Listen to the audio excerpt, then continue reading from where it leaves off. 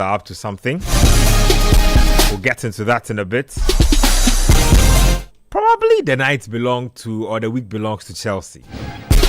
Because Chelsea had been calling for Barcelona ever since they won the Club World Cup. Bring us Barca. Bring us Barca. Barca kept saying, are you sure you have the ribs for this? Said, bring us Barca. Bring us the High Line. Oh, Charlie. They took the High Line, put it on a grill, roasted it, toasted it, tossed it in the air, poured some Tabasco sauce on it. Nah, Charlie, cooking. Esteval. And just so you know, the Esteval Lamine Yamal agenda is rife. The Chelsea fans say there is no competition. When the big stage arrived, one guy wilted, the other guy came through flying. As for Liverpool, 9 defeats out of 12 is relegation form. It's the kind of form that gets Sunderland and Southampton managers fired. I'm not sure why Liverpool think is okay, but I'm Benjamin Nketia. Coach Christopher Nimley is here. Manuel Kwache and Adam Kaya here. Y'all, Jeremy Ta will be with us, aka Shiny Brother 2. He'll be with us in a bit. Shiny Brother 1 is up to some other stuff. So probably brought to us by Betway, Twisco, and Kivo 4-in-1 Gary Mix. We are live on 97.3 City FM on radio. We are also live on City Sports GH on YouTube, and we're live on City 973 on Twitter. Rabbi, it's good to see you, especially today. I mean, like you rightly said, very interesting turn of events for you, but good to see you all the same. How are you doing? I'm fine, but it's been a very difficult day. It's a day that I am so certain that but for Christ, I will not be seated here today. Maybe viewers would have had the worst of news. That would have meant that not only Coach Nimley, but myself and my entire family completely wiped out of this world. It was so timely, the intervention of God upon my life and the life of my wife and 3 daughters. So timely. At dawn, we were at sleep, and I don't know where the electrical fault came from, and it just exploded.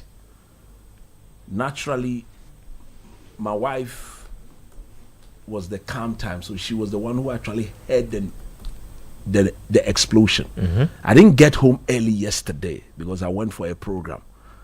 By the time I came out in Ketia, I just showed you the video. Yeah.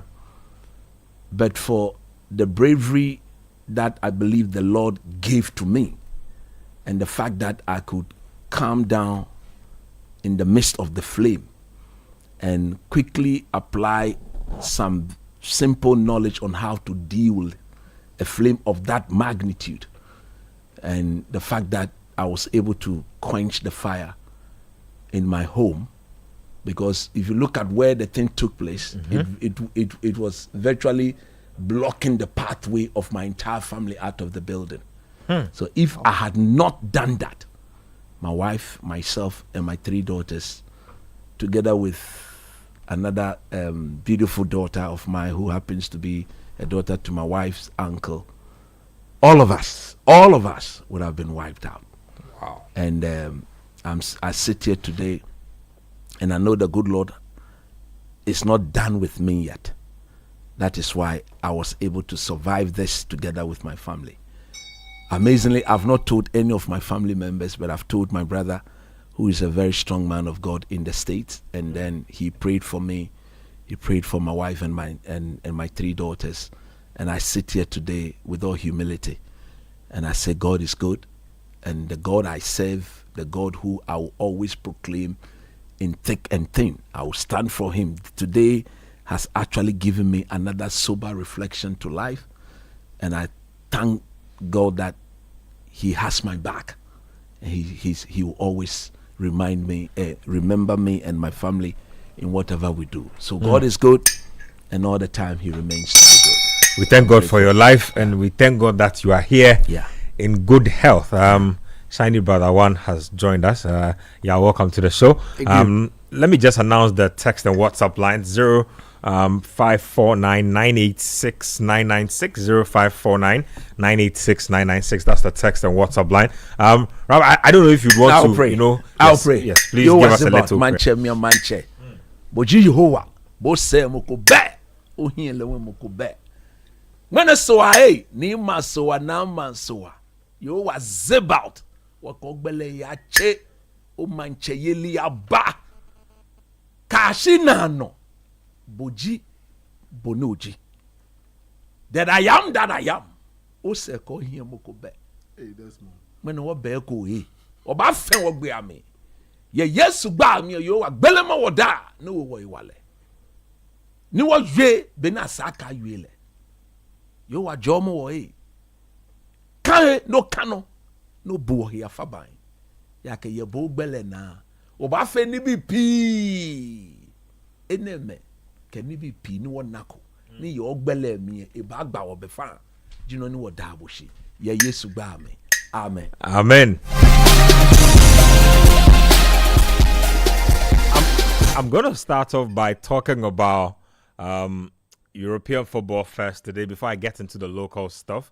But I just want you to just listen to this audio real quick. You know, Coach J.E Sarpong, right? J.E Sarpong, yeah, that's the legendary Shapiro. you have to know the story behind it. He's you know, former teacher. Oh, is it? Oh, yeah. He was there when you were. Oh Oh no, that's serious. I thought you just met Nathan. I didn't know you met. You mean Shapiro was there? Oh, Shapiro taught us some Majanu. no, Shapiro is an OG man. He's a legend. Shapiro taught us some Majan. Some Majan recently celebrated his 40th birthday. Charlie. And they say apparently you can't say Shapiro when he's passing by. Oh so yeah, just- yeah. No, you cannot mention Shapiro. Charlie, the guy spent 20 days at Techiman 11 Wonders and had some very interesting stuff to say. Ironically, it's the same team that fired Neo Datilamte. Now, Neo Datilamte this week has said that it's better off that he doesn't go on record about his experience at 11 Wonders as a manager because some of the stories he has to tell will not be a good reflection on the team and probably Ghanaian football as a whole. J.E Sarpong, though, didn't hold back. He says, he says For those that, of you who know, we know he speak. he says that he spent a couple of days at the club and immediately felt like, I've seen this before. Players going hungry multiple days, having to ration food in very funny portions just to be able to, survive until game day. He's like, these conditions cannot be conducive enough for me to work. So let's listen to J.E Sarpong as a teaser. I'll come back to this, Ghana Premier League stuff, and then indeed the local conversation at the tail end of the show. Just play me that voice. So I went out because there were serious problems that were yet to be solved. And the major one was that the players went hungry for 3 days without training. And were then preparing for our United match. You know, and other series of problems. Motivation in the team. So for me, if you're a coach of Sword and you see this one, you don't stay there. Don't stay because you don't get the result. The players are good materials, they can play well, but if you don't support them, club management should always be supporting their players, no matter what, whether in defeat or in victory, so that they'll give up their best. But if you let them go hungry, as if it's a punishment to them, it will make the work of the coach very difficult. Because the coach will not get the results. But outside there, they say the coach is bad. So me, I've gone through all this problem before. So I wouldn't put my head inside again. So Shapiro. He says, I won't put my head inside again. No, not at all. Hey, Charlie. Not at this age. No. Maybe during his younger years, he could have, or he would have accommodated it for some time, but not at this stage. Shapiro. Okay. Anyway, let's get into talk of the Champions League. 2 games I want to look at. Okay, in fact, 3 games. So, Barcelona, Chelsea, Arsenal, Bayern Munich, Liverpool, Eindhoven. Let's start off with the Barca-Chelsea game. I mean, being a Real Madrid fan, I want to say on authority that I rubber stamp what is being said, that Estevao is the star boy. No drama, no dwarf parties, no talk about we are better than you trying to square up with Real Madrid players. No mom going on YouTube doing lives trying to get some money off the Suns back. None of that. Like, just straight from Brazil, landed in London. Business, football, no gimmicks. Left foot, right foot, delivered. Estevao, the star boy. I have stamped this new agenda. I believe that it is a credible one. I back it with 10 bags of cement. Shout outs to the Agri Fair that is currently happening from today to Sunday at the Ifwa Sutherland Park. You should pass by. But like I'm saying, I back this one. Anyway, Coach, I'm sure you watched that game. I did. Chelsea fans kept saying, bring us the high line. Bring us the high line. We want to test the high line. Barca fans said, you have not arrived yet. This is not your level yet. We have all seen whose level is where it needs to be and who needs to be picking up their pieces. I am happy because I think that this is the kind of game that can define Chelsea's season, or they can still go back to being inconsistent. But I enjoyed them on the day. I enjoyed the individual performances. There's word that if you look in Cucurella's pocket, Yamal has still been tied by his hands, bound by his hands and his feet, struggling in the pocket and can't get out. We are glad for that. But tell me from a tactical point of view, why Barcelona were in 6s and 7s and didn't seem to have an answer for Chelsea. So Hansi Flick is solely to be blamed for this.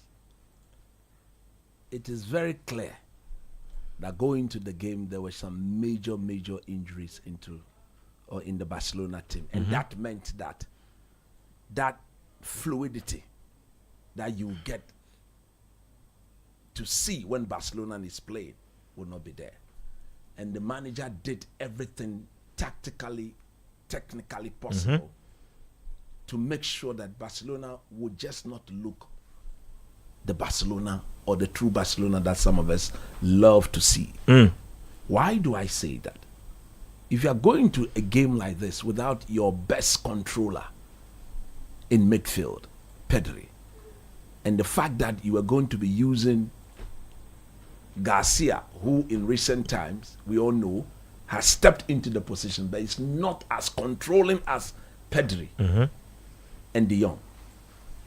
The De Jong, Pedri, Fermin Lopez combo is not as solid, it's not as dominating as the De Jong, Pedri, Fermin Lopez or Pedri, Omo combo. So this is what I would have done. I would have stuck with the three of them in midfield. But I would have given Barcelona a proper way of pressing the ball. And that would have meant that a 37-year-old player who had just played 2 days ago would not be my trump card going to a game of this nature. We all thought that Chelsea would come with a number 9. The Enzo Maresca saw that Barcelona is all about the midfield. So let's go a false number 9 and let's push all our players into midfield. We all know that Neto, who was deployed as the number 9, surely will not stay there. So if you watch the game, Neto's starting position was always in midfield, alongside Enzo, Caicedo, and then the other chap.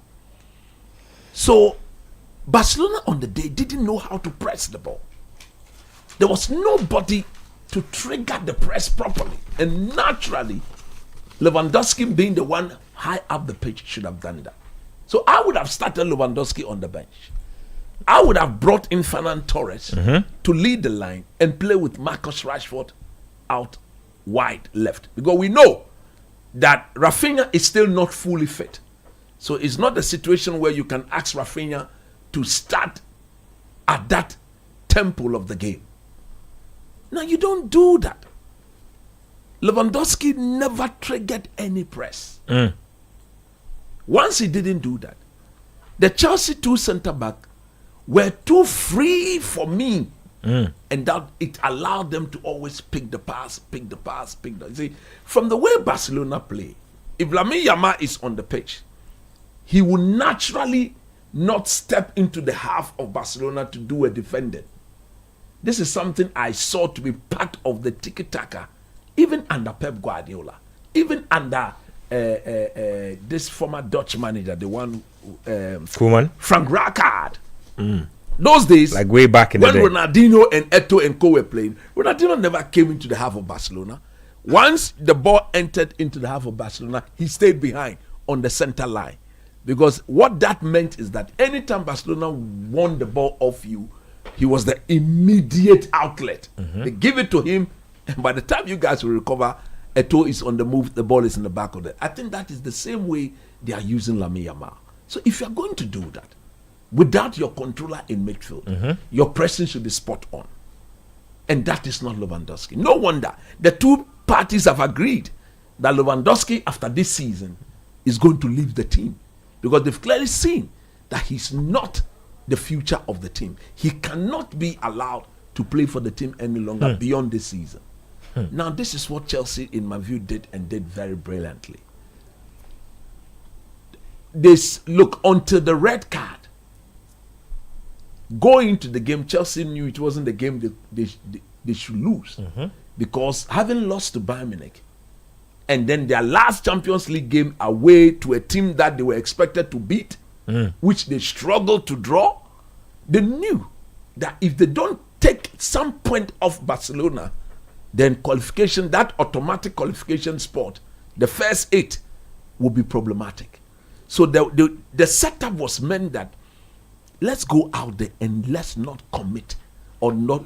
We shouldn't concede the first goal. If we don't concede and they keep playing the high line, once we get the ball beyond them, they are in big trouble. But look at it.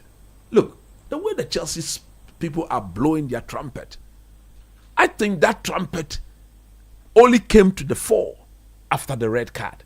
The red card, without a doubt, had a serious impact on the way the entire second half went. Look at the manner in which Barcelona conceded that first goal. So unfortunate a goal to concede. Because there was no Chelsea player in and around them to put any pressure. But yesterday they conceded. On the day when you are going to lose football games, that is the way some of these things happen. But credit must be given to Chelsea because the positioning of Cucurella, where he was at the time, and the fact that he was the one putting in the cross, no tactical system will be aware that the left full back of your opponent should find himself in such a situation. But he was the one there doing that. Credit must be given to Maresca. What made me respect Chelsea the most was the fact that against a very quality opposition, having witnessed my own Manchester United on Monday not make a man advantage count against Everton, and Chelsea against Barcelona could make that man advantage count. Look, it was absolutely brilliant. And for me, this is what you do at this level. Where you've got any form of advantage, it should impact the outcome of the game. And the dominance, Caicedo, Enzo Fernandez. Look, I want to see this guy. Caicedo has risen to like a certain, like, you know, when he was coming to Chelsea, I definitely thought he was a little overpriced. I feel like I've completely changed my stance on that now, and especially for a defensive midfielder, the way he's definitely elevated his game. If you look at how he's not the biggest guy, but he's still very tenacious. Like, tenacious, brilliant, good pass on him, can progress the ball, can literally do a little bit of everything. For me, the thing he does that nobody is doing well or better than him now is the frequency with which he breaks up the play of the opponent. It's like once he shows up, there's no way past him. And the timing of his tackle, the reading of the game, the fact that he's able to sense the danger and steps in, his awareness. When he steps in, is under control. The situation is, no matter how alarming, he steps in and is under control. And like you rightly just said, once he wins the ball, he does not give the ball away. He can do everything. If he needs to dribble his way out of trouble, he can do it. If he can pass, he needs to pass, he can do it. The beauty of his game also is that because he's that deep, but when Chelsea are dominating and he needs to step out of his deeper role into an advanced role to make himself available for the pass, to aid the transition or to aid the dominance and to change the tide of the game, he's always there with brilliance. And I think that is fantastic.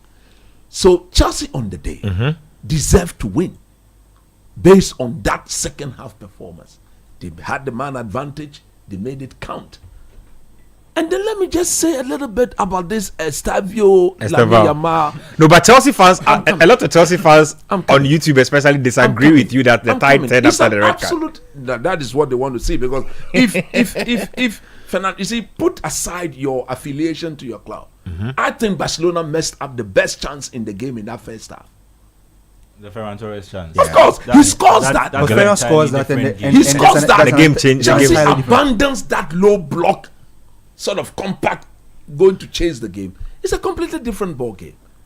I'm not saying this for them to agree with me. That is the way I saw it. They can have a different look at it. It's up to them. I don't care. Now let me address that Estavio Lamine Yamal. Estavao. Starboy Estavao. It's an absolute rubbish. Don't do this. It is an absolute. Don't do this. It is an absolute rubbish. For who is Estavao? He's a bench player at Chelsea. He regularly sits on the bench. He's not even a team that I've seen the likes of Hazard. At the time, what Eden Hazard did for Chelsea, this boy hasn't even done a 0.001%. He says hold his beer. So he's about to get more playing time. So when his playing time comes to, look, but even the little playing time he's been given. Come on, man. Look, it would be so unfair for anybody. Lamine Yamal is not a finished product. So too is Estavao. But Lamine Yamal look, the pressure of playing for Barcelona is not the same for playing for Chelsea. What is They should come and say, now the stature of Barcelona. You compare Chelsea to Barcelona. It's okay. No, let me make my point. Currently, they have the bragging rights. They have the bragging rights currently. Football has its own way of saying its story. But I'm talking about the aura, the magnification of playing for these two teams. Very different. A 16-year-old busts onto the field. He does the sort of thing Lamine Yamal does and has been doing. For me, because he's not the finished product, I don't expect an A performance or an A-star performance from Lamine Yamal every week. He's 18 years. His performance will undo. If you understand football like I do, his performances will undulate. And because of that, today it will be brilliant. Tomorrow it will be substandard. The next moment it will be average. The next moment it will be good, very good, excellent. But the moment he gets within the age of 24 years, that is where somebody like me will be overly demanding of the young man to keep a certain level of dominance. At his age, he could win the trust of his national team coaches. He took Spain to the Euros. We saw it. The best continental football competition in the world. Nobody argues that. Are they both 18 years old? Yes, they're both 18. We saw what somebody did at the age of 16 years. So I'm looking at Yamin at the age of 16 years, taking up the mantle under Javi Hernandez to be the main man of Barcelona, which is so unfair to the young boy. So I look at the people at Barcelona, Juan Laporta, Deco and co. Why are you overburdening an 18-year-old to be your star man in your team? At the end of the day, you collapse him. You break him down. There are history to that. Where is the boy, the other boy? Where is he? The one they've loaned to Ansu Fati. Where is he? He's at AS Monaco. He's at AS Monaco now. The least said about him, the better. The point I'm making is that nobody should ever, never compare Estavao, who is a regular bench player at Chelsea, You're a bit easy. No, I'm no, you see, easy. when you say because No, of but one game, but Lamine Yamal is not. You're making Lamine Yamal sound like Lionel Messi. No, but I'm comparing him to Estaval. I'm doing the You comparison. see, if you take Esteval's sample size of games that he's played, he's been brilliant. Oh, I'm serious. He's been brilliant. I'm not saying sample size alone. not that he's not been purely brilliant. on sample Listen, size. I'm not saying he's not been brilliant. Yes. I've seen him go missing in games. In games. But yeah, then bench joy. About 10 minutes. It's okay. That be I'm landing. It's okay. I'm landing. It's okay. Because I'm not dancing to what you want to. No, me, I want to play what Barca fans are complaining about their players. No, see, I want to it's a hear what they different have to If you're a say. Barcelona fan and you think that an 18-year-old should be held responsible for your lack of dominant performance, then that team has got no future.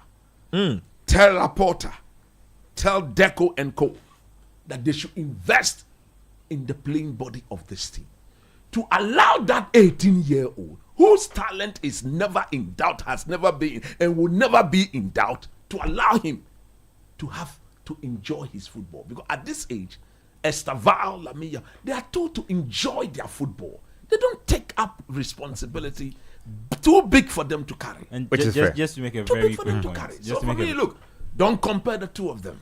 If I have to, God will bless the day Estaval will even be looked at as a Ballon d'Or contender. He's just He's just starting the journey. just to make a very quick point Point on that. at that young level, you need to be able to tell if the talent you have can actually transition to winning titles and having an effect in games.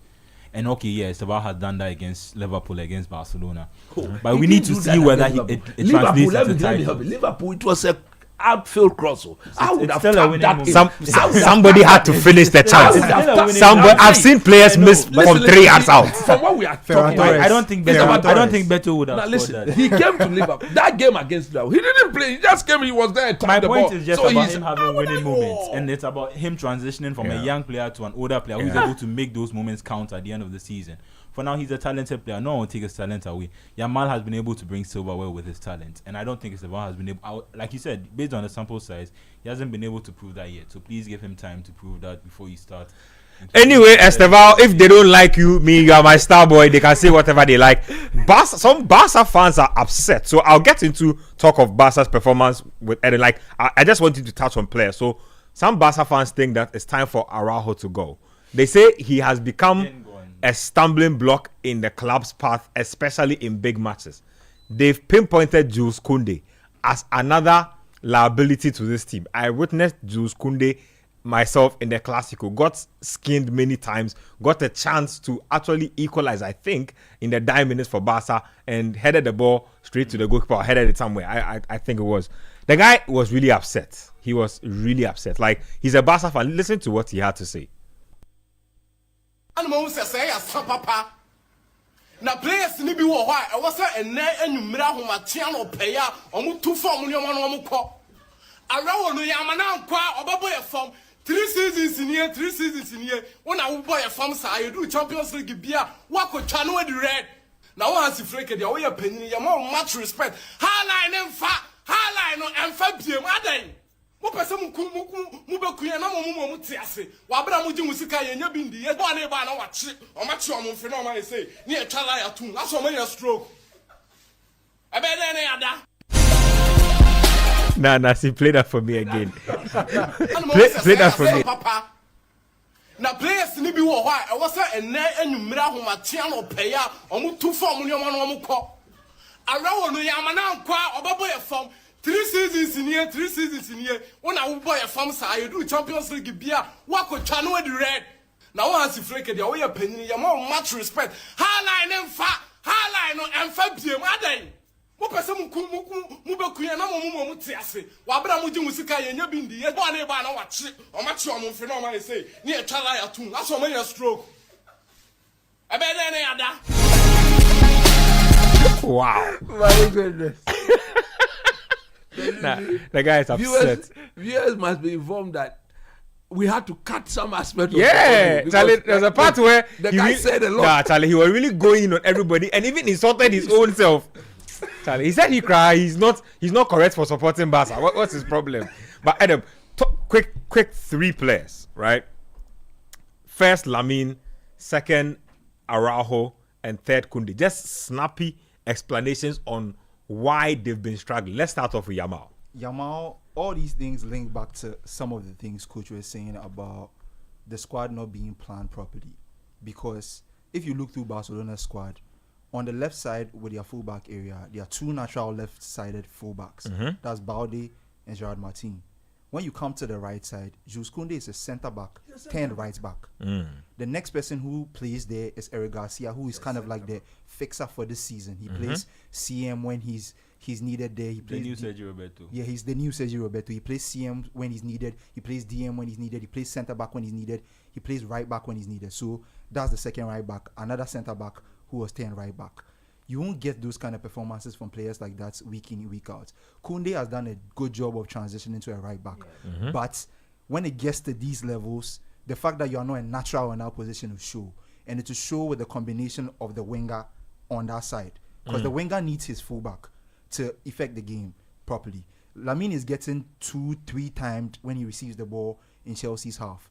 He will need somebody he can do a lot of interplay with and beat people. Assuming they had somebody like Balde on that flank, who's also very technically gifted. Balde was freeing Barcelona a lot on the left side. If you noticed, he wasn't getting help from Ferran. But if you notice, Lamine doesn't get any help from there. Then to Araujo is just. I would like it to be a point where I can defend them, but now it's just one too many times, and it's usually on the big stage. So at this point, I'll have to agree with most of the Barcelona fans. The PSG game, Barca won at Parc des Princes, came back to the Camp Nou. Yeah. It's about 15 minutes into the game. Mbappe is through on goal when he was there. You foul him when you can let him take the chance and see whether the goalkeeper saves it or not. It puts the team under pressure for about 60 minutes throughout the game. And with that kind of firepower PSG have, Barcelona didn't stand a chance with a man down. Thankfully, this game wasn't that consequential. So I kind of have to agree with the Barcelona fans that at this point, it seems that when the big stage calls, Araujo can't answer.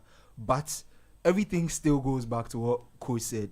And it's strange for me because I feel like Flick had options at centre-back and ignored them to make a point. Because Christiansen was fit on the bench. And Christiansen mixes... He's not as physical as Araujo anyway, but he's a good blend of physicality and being able to pass the ball. He played on an international break, 90 minutes games. He was fit. Flick ignored him and started Araujo.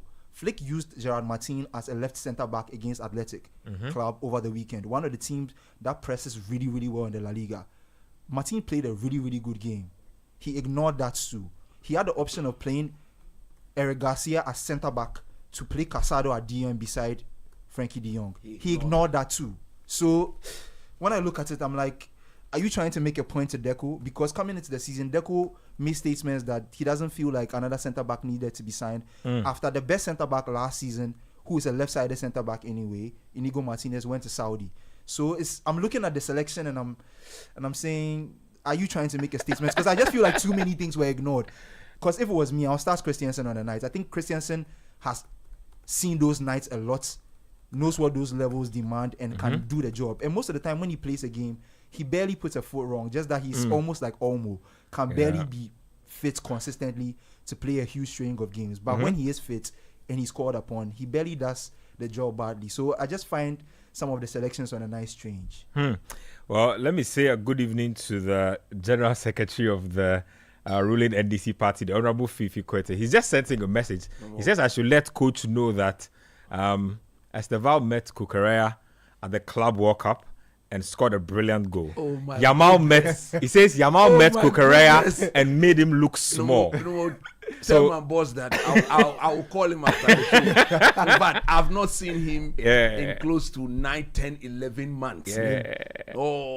General, last time we spoke, you said you were out of town. Now you come, so I'll call you after the show. Thank you. My general. Charlie. General 1. You say, I should let you know that Esteval is the star boy. Look, those days when General had time, we go for a road show. He used to come into the studio for Sports Panorama.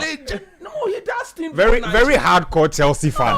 Like very hardcore Chelsea fan. Shout out to him. The World Club Champion. I was calling him. Let me talk to Yao about Arsenal and Bayern Munich, and then we will dovetail that into the game this weekend because it's a big Arsenal-Chelsea game this weekend. They say Cole Palmer is ready.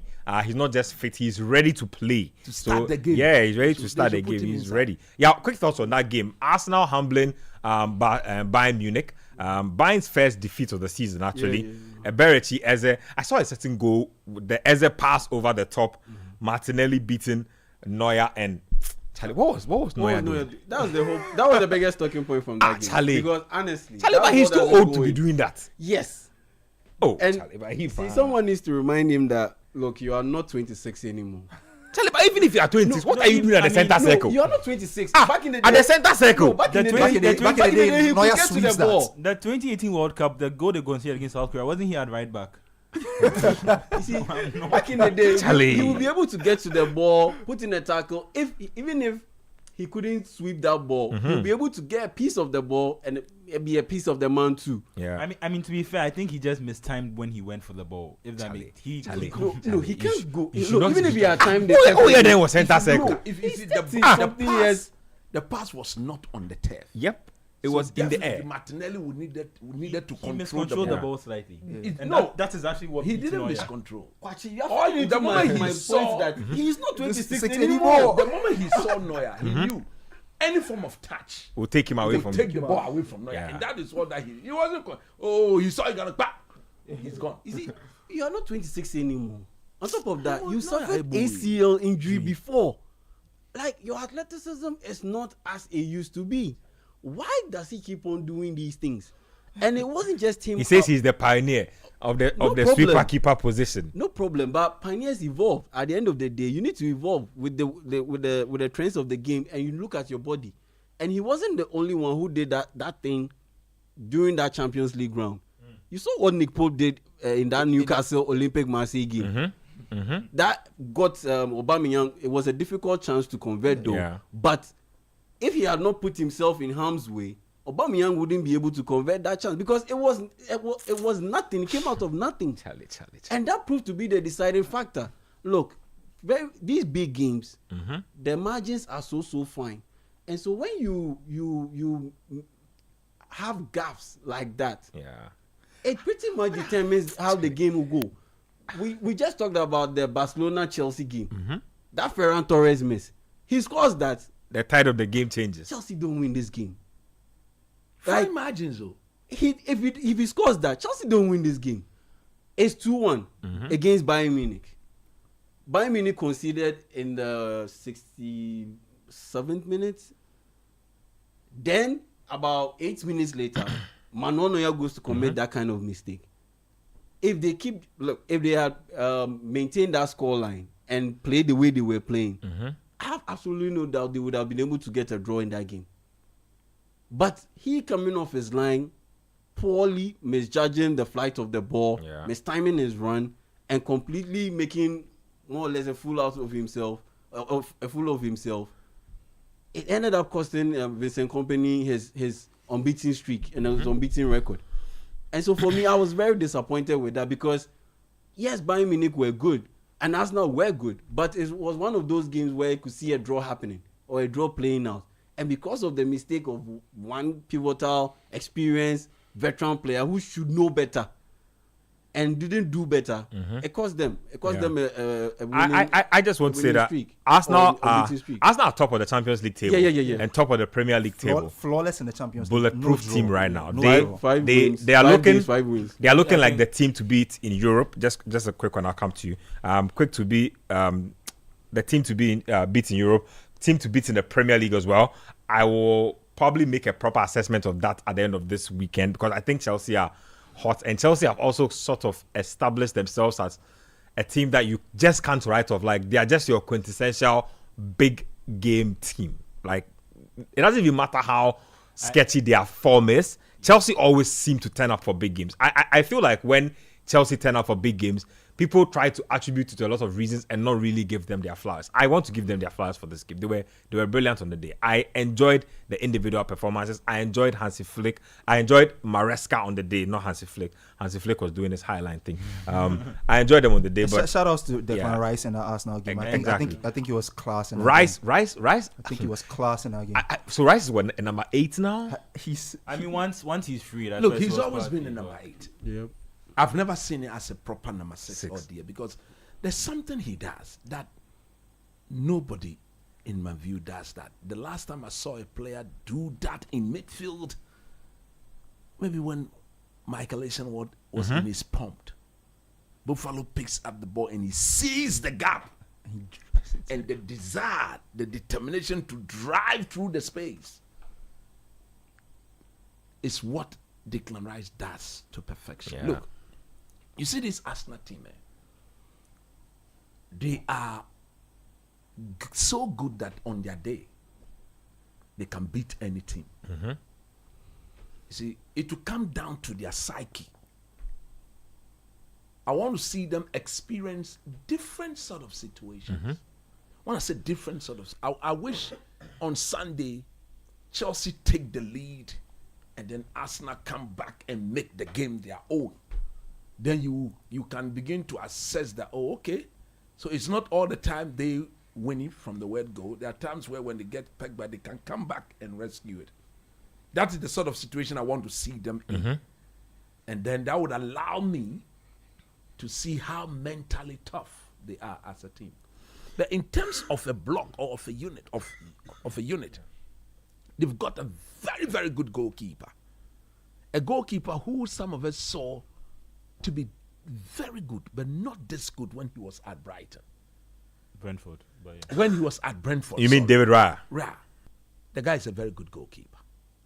I think his composure, his defensive organization, and even his distribution is excellent.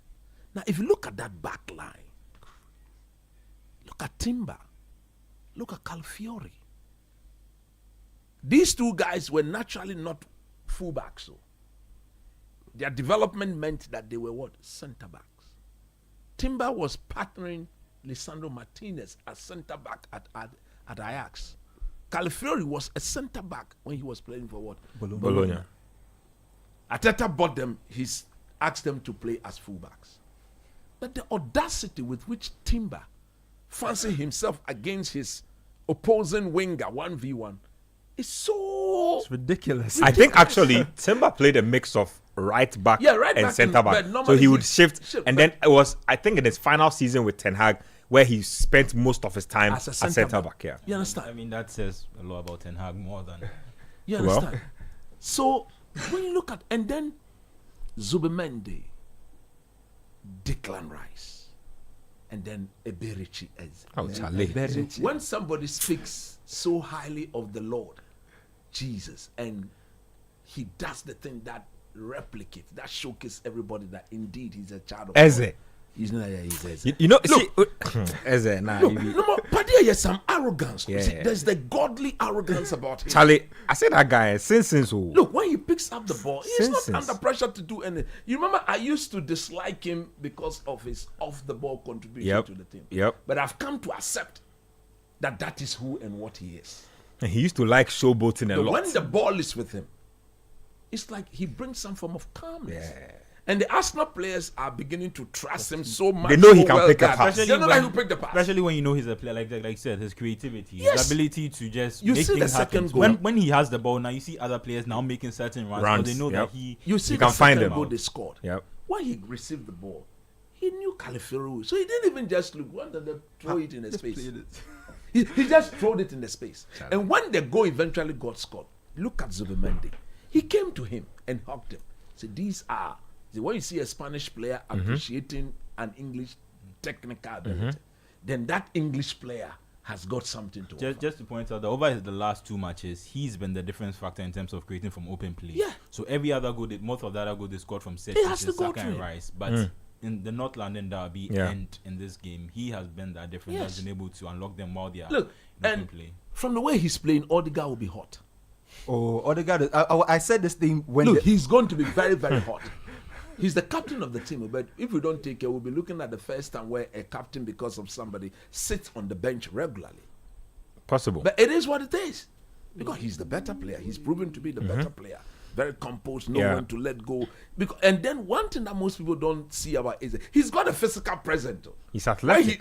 When he's on the ball, you cannot brush him off like that. Yep. He holds on, he brushes you aside, and he does all the things. In fact, he has all the attributes that you want. So You see- technique, dribbling ability, shooting, vision, shooting, everything. agility. Like those are the things that I typically want in And my attacking midfielder. He he's can the do type- all of that. He's the type. He's calm. When the ball gets to him, Yeah. you can see the calmness. No, you see that Everybody- attribute there. But why you calm? That attribute is for players who know that they are good. Exactly. You know, there are players who. Charlie. So we have like average players, Yes. good players, star players, superstars. Like Eze is not a superstar yet, but he's definitely a star in that right. Like he knows that if I have the ball, you will have difficulty dispossessing me. Exactly. Like there's a certain aura that Aura comes by with him. yeah. And there's the way coach is also talking about the God element of it. That I saw Madueke after Madueke scored, he pointed up to the sky. And with when he Eze. granted the people are interview- starting to believe it. Yeah, of course, and they are encouraged. because things are happening with They are him. encouraged to And do it's- so. They are encouraged by Coach Nimley. The league doesn't encourage them. You see, no, but you don't tell me what I They'll be should say. telling them not. They say you can't put religious Yeah, you can't put quotes that under when your the shirt, that mic kind of comes to thing. me. But it's not even about just being religious. It's just about It's about having acknowledging. Representation. There's no faith Association. in destiny. Not even about destiny. It's about good things. If good things happen, Exactly. good things Yeah. will happen. You And- get me? and- I have and- faith in my God and for that me- I'm on a path to something great. Yeah. From the way they are playing, on Sunday is going to be sweet. It's going to be absolutely Where delicious. sweet means what? Sweet means the game will be a very, very delicious game. For we, the neutrals, will eat and eat. Because I expect Chelsea to offer us some good food. And I expect Arsenal to offer us an even more good, if not better food on the day. Because that game will be keenly contested. At the bridge, Chelsea will always show up. But again, I think the game will be won on defensive network. And yeah, will agree with me. If it's about defending, I think the Arsenal frame is a better frame. Hands down. It's a better block. It's a better framework that is positioned to stand. Look, to see the beauty of the game, I think Arsenal will have to score first. Because I believe if they score first and they've got something to protect, they can find They the can close proper up the game. balance Yep. and then do it. I want to see Zubimendi declarize Eze. I want to see Caicedo, Enzo Fernandez. Estevao. I doubt he will start. I think Eze top though. He will not be in the. Palmer probably I doubt starts. he won't start. I doubt he starts Eze You in that understand? game. And- I don't think he will start Eze. He will start who? I don't think he will start Eze. Ability. I don't Game- think he'll game start load? Eze. No, not because of Why? game load. It will be down to Arteta reverting to factory settings, more or but less. hard- and the factory settings hard, is boring football. hardcore, No, boring at the end football, of the day- defensive first football. At the end of the day, that guy. he doesn't have a striker to pick from. And if you're And because he doesn't have a striker, Mourinho will still play. So I bench Eze. No, you have to bench Eze because you need to match the Physicality in the physicality and the middle. athleticism in that Chelsea No, midfield. but who is more physical than Eze in that Chelsea setup?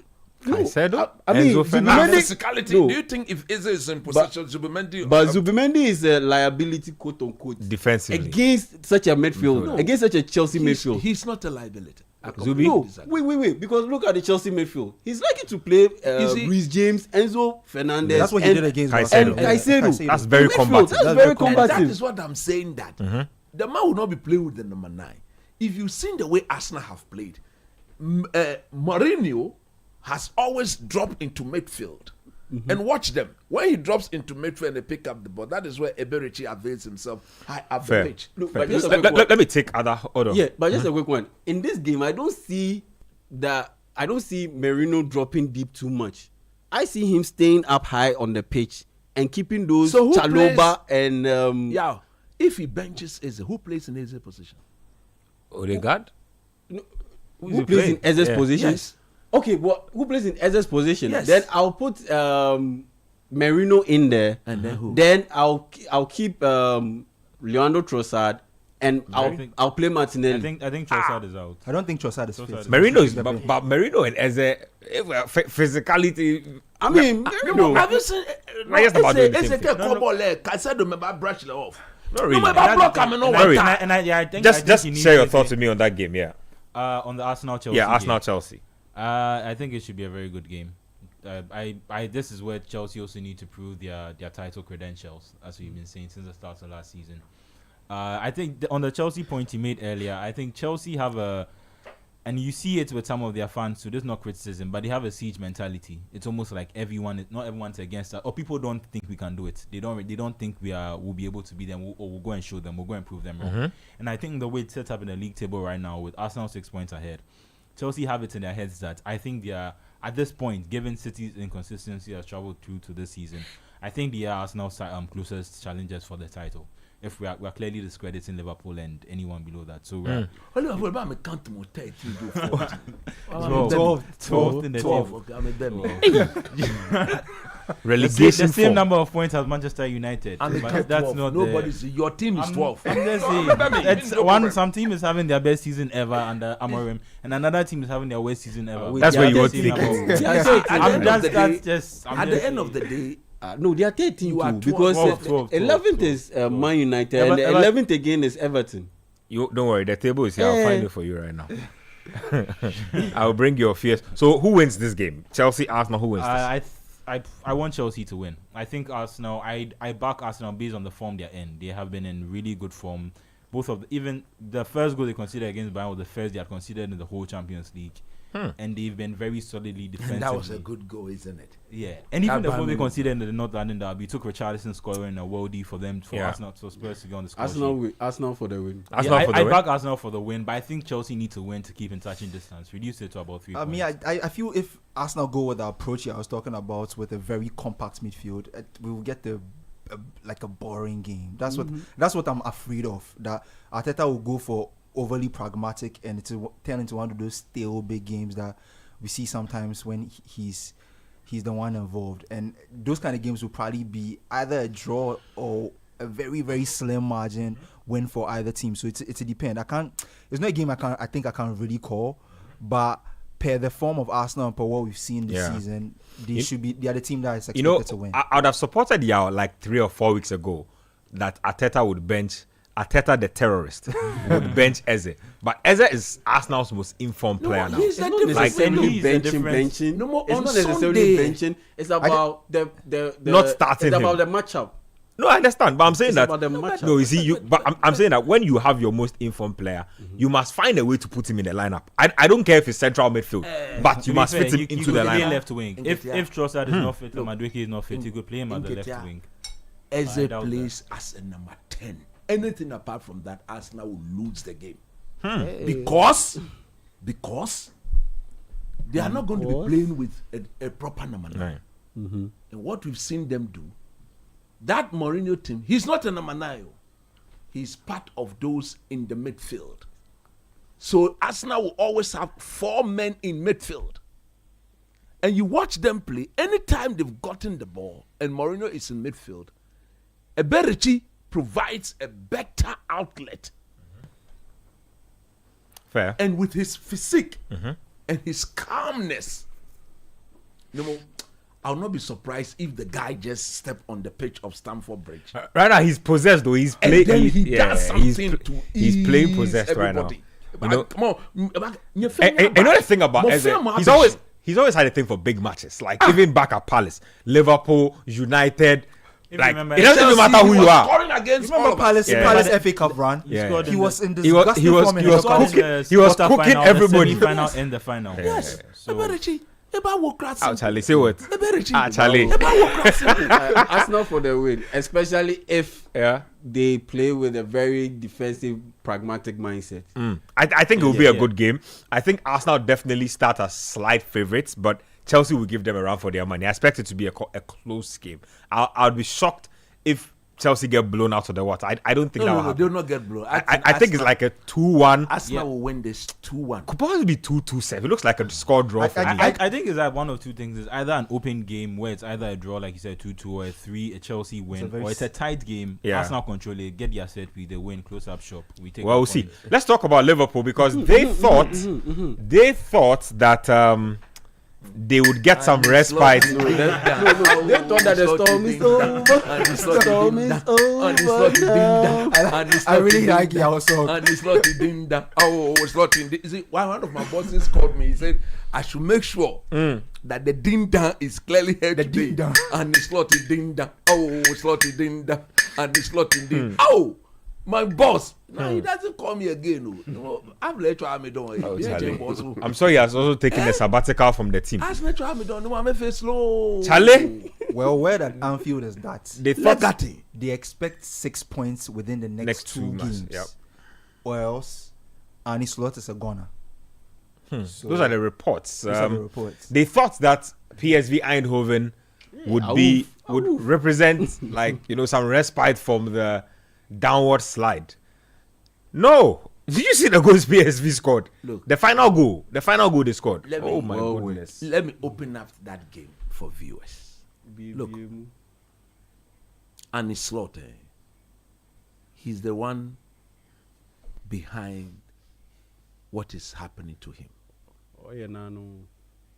Coach, no, Ede was sacked. Nanyan. Ede was sacked. Oh, because look, he's been so stubborn. but Nuno will score slots this weekend. Look, Espirito Santo. if you look Do at you have something for me? if you Nuno look at low the block. Nuno park the bus. if you look at the if you look at the block, all the players at the back, Kerkes, there's no way he should be benching Roberts. Onyaze.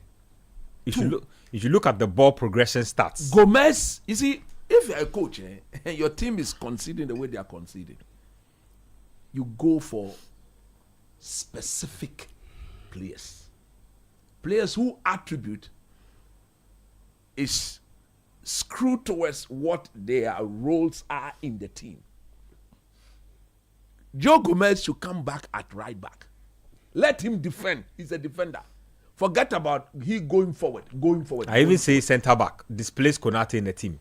And the word on the street is that Real Madrid. Florentino Perez has called John W. Henry and said, that French boy, keep him very far from the Spanish capital. Very, very far. The guy who played one season and thought he was Julius Caesar. You Keep understand? him very far from the Spanish capital. So We he are has happy. to do something. And then, look, and Don't commit him to Cyprus. and Slotto is the reason why he's being slaughtered. Hey, why is he treating that Japan boy the way he's treating him? Endo and Chiesa should form a unit. You will see that he will turn up. He will turn up with the same lineup that boy- got beaten by PSV Eindhoven That boy this weekend. comes in there and he solves a But major just on what you were saying, I think Liverpool's when they didn't get Caicedo initially, I thought they had missed the bullet, spending 115 million on a player from Brighton. Since then, they have not solved the same problem they were trying to solve in that transfer window. They have not brought in. any Grafenberg long-term played solution. a good season Grafenberg as a had DM, had one and good all of a season, sudden and they then think that decided he's a number the one. 6. And I just can't imagine the difference they would have if they had a player of the quality of Caicedo in Liverpool's midfield right now to at least hold the midfield. And Endo should be playing. That's as for that. And he and as to Chiesa why he's not and playing. Gomez, I can't. As see. to why he's not playing, it doesn't make sense one bit. Because tactically, the three guys that he've trusted in the midfield, only Soboslai is playing his role. McAllister Even so was like he plays is him as a right injured. back. He didn't go for preseason. The injury, we are told, is not fully healed. I don't know whether they are injecting him to get him to. If you look at the body you language should see- of the Liverpool players on Wednesday, Jesus Christ, look at the way they were passing the ball. Very lethargic. No energy, sluggish, nothing. Like no confidence. There's no energy, confidence. Nothing. May I say the players Now, don't believe in the manager? Grafenberg, who is the DM, I think he's now refusing to play as a DMO. I think it's the coach who's asking him to do those And things. that is wrong. If you think he wants to play like a proper Iniesta, push him high up the pitch. One time, But get somebody to protect him when they lose the ball. Because if you are asking your DM to drive the ball Like through, that. and then you are And still your asking center him, backs are always withdrawing when the ball is coming. That Your is DM it. is constantly going going while forward, your and DMs there's are always withdrawing. that gap between the center backs and the DM. Charlie, the Who coaching, does that? the coaching head just that. They for just sack the coach and the- stop the- all this Put in- emotional Put in merry-go-round. the young Oh, boy. Put in Enzo. That Japanese boy. What does he do? He breaks up the play. Yep. He pass. He has the legs they don't have in the team right now. That is it. He has the energy they don't have in the That team is right what now. they need. But I don't know what he has done to the coach. And the shocking part is when an slot bought the ball. As a slot, Jurgen Klopp bought him because they didn't get both Latvia and then what? Chick Doucouré. Caicedo. I think they were good, and they even went for Doucouré on Doucouré. deadline. They didn't work And out. they didn't work out. And then they got this boy came in and he did a perfect job. Slaughter gets the job, and then he's so biased. Look, if there's any country where their coaches are very biased towards their players, is the Dutch coaches. So bad. Shout out No to more Cody Gakpo. Shout out to Gakpo. Numo Gakpo no ne twane. Gakpo no ne twane. Numo no ne Gakpo twane le. Dabida. Not. Gakpo should not be benching Federico Chiesa. Oh. Shouldn't even be benching you. The coach Chiesa doesn't see it though. comes into the game and all of a sudden he brings energy, he brings life, he gets everybody Chiesa around him does to be everything moving Liverpool need. in a very From intensive closing down to dribbling to getting in danger, That is it. everything. She no more Van Everything. Dijk dente sake coach anye bench le. Van Dijk, see, that's the thing about football. He's always defending sideways. Charlie. Then And then when things go left, He's he's pointing always pointing fingers at somebody you else. saw him playing volleyball. That's what he's been doing the whole season. Oh, he blames everybody Jesus else Christ. in the defense for So, the errors that happen but There's a himself. corner kick against Liverpool, and their most trusted header of the ball is volleying the ball with his hand in the box. He's spiking it. He's spiking the ball with his hand Spike. to a Van volleyball. Spikes. Virgil van Dijk. Menakele compare Then he'll quickly turn and look at Kekes and start shouting on him. You have handed you handled the ball in our box. I mean, but just defensively, I don't think he has options. Joe Gomez. Play Joe Gomez. If Gomez is coming in, then who else comes in? Konate goes to the bench. Gomez partners Van I Dijk. know that's what I'm saying, but both of them can't sit and both of them are in very bad form. No, you can't bench both of them. You can never bench both of your startings, both of them especially your captain. You can't do that. And both of them should. I mean, okay. You And can't do then- that. Yeah, look, yeah. I think with the Liverpool, coach selection, I think, has blown the confidence out of Frimpong now. He's completely Nelson Nyade. He's not a fullback. He's a wing back. He's a wing back. He's Frimpong is a wing back. Liverpool bought him and they are using him as a fullback. I'm sure that when they met the boy and they spoke to him, one of the roles he was told he was going to play is Probably. that we're going to be playing a 3-back wing back system. Because he would have chosen Manchester United, where he was told that come and play as a wing. So if my Dutch coach says I should come and play as a wing back, let me go to him. So I think he should be seeking to do something a bit different. And tomorrow it could be another perfect day. Tomorrow they are playing a team that play the same tactic. He says that his team is not equipped to play. The long ball thing. Yep. Park the bus and play long balls. So That's what West Ham check, is So going this to do. time, Nuno should be changing the tactics. and He selling changed it what? to It's slots working for him. So that they no, will- no. Okay, okay. You understand? See, the Liverpool issue, I think, look, and Slots, he models his game after Pep Guardiola. And it's all about dominating possession, controlling the Hey! tempo and all that. Wait. He models his game as in tiki-taka style. Not necessarily, but as in the tempo, the I will controlling be of the shocked possession. because bit. I haven't seen one shred of control since he arrived at Liverpool. Not one. But the thing is, even Pep Guardiola has moved away from that system or from that style, where he's talking about these days. It's not games are not determined by controlling possession and controlling the tempo, but by stealing the moment, more or less. And that's how come he let the goalkeeper Ederson go, and he brought him Donnarumma, who would have ever thought that Donnarumma would be playing for Pep Guardiola? Because he's not comfortable with the ball at his feet. He doesn't help out with the passing game. But why did he bring him? It was because he can help him steal those moments. When big saves need to be made, he will step up and make those saves. Now, he has abandoned it. And Slot, you should do same. Your team is unable to press at all levels. So back in the day, the success of Liverpool rested on the ability to force teams into committing mistakes at the top level. And it made their midfielders quite comfortable. Some of them who are in natural DMs and natural central midfielders, it made them comfortable enough to be able to paper over the cracks and the weaknesses of their game. And it made the defense and the back line otherworldly. They are good, but it made them otherworldly. Now, Mo Salah is diminishing physically. He's not scoring, and he's not helping out defensively. He's not helping out with the press even high up the field. He's not been pressing. And on top of that, 2 years now. then there's exactly. But back in the day, you had Darwin Núñez and you had Luis Diaz, scrappy players. So they will be able to cover up that particular issue that Salah brought to the table. But now, you know who misses Núñez the most? Mohamed Salah. Look, if you watch the clips from last season, countless chances.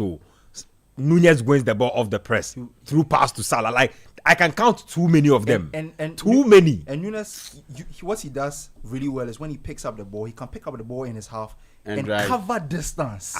I always said that. You know what I always said about Darwin Núñez?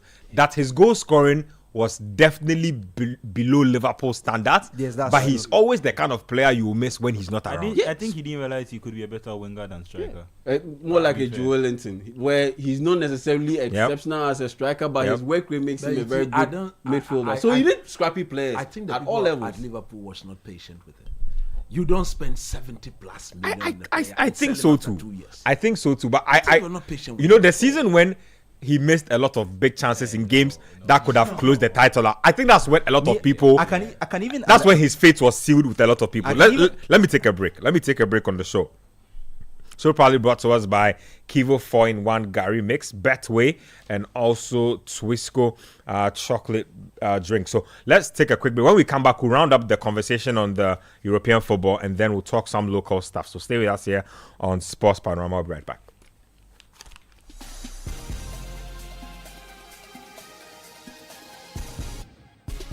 Is there anything better than winning a bet? Well, with Betway's world first bet influencer feature, there is now. When you place a bet with Betway, you will generate a unique code. By sharing these codes, you will earn 4% of every wager in cash. And when word starts spreading, the returns start rising. No matter the outcome, you can score big. It's easy to create your own codes. Choose your favorite teams and send to your friends anytime, anywhere. So, what are you waiting for? Start betting, sharing, and winning with Bet Influencer. Brought to you by Betway. Watch the next video for all the details. Terms and conditions apply. Regulated by the Gaming Commission of Ghana. No under 18. Bet the responsible way. Betway. Get way more. When I day home and want something quick to chop, everything there inside, groundnuts, milk and sugar. I only need some water. So kiss me easy, yo. Kivo carry me, Kivo carry for your office. Boarding house, Kivo carry everything there inside, groundnuts, milk and sugar. I only Kivo 4-in-1 Gary Mix. Soakings are easy. This advert is FDA approved. City 97.3. Accra. Welcome back.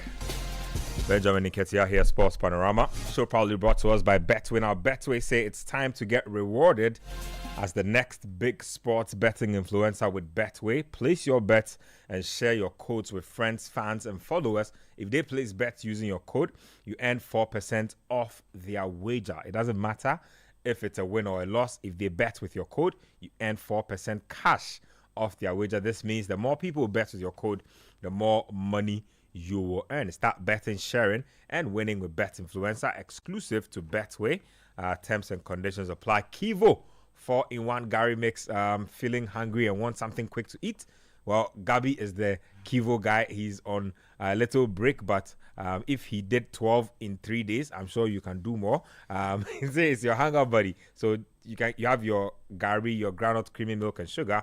All you need to do is add water and you're good to go. They say they have a package coming up for us very soon. So look out for the Kivo special in the next couple of days. So I had one today. So you had one today. Normal. The Kivo, they're the people for here be standard ambassadors. So enjoy at the office, boarding house, home, and everywhere you want. Available in various markets and retail shops, and also Twisco, your number one chocolate beverage enriched with NF and all the vitamins you need to be active. So that's it. Nunez, like I said, was a good player for Liverpool. They let him go, but let me just end the thing on Liverpool. Like I said, we shouldn't be here having this conversation about Slot's tactics. It is long overdue. The coach is not good. Okay. Nothing is going to change. Okay. Like he spent. There was Saka. There was Saka. I don't know why we are here talking about this. So right now, tactics are out of the window. So introduce players who are scrappy enough to help you win the ball, because you're not even winning possession. He doesn't even think this thing you're talking about is a problem. That's the thing. That's the problem. We watch the games here, and coach and I are complaining 45 minutes that Liverpool can't press the ball. Slot doesn't even think this is a problem. If you can't win possession, how can you control a game? That's why I say the guy. How can you dominate a game? How can you create chances? I'm sitting here.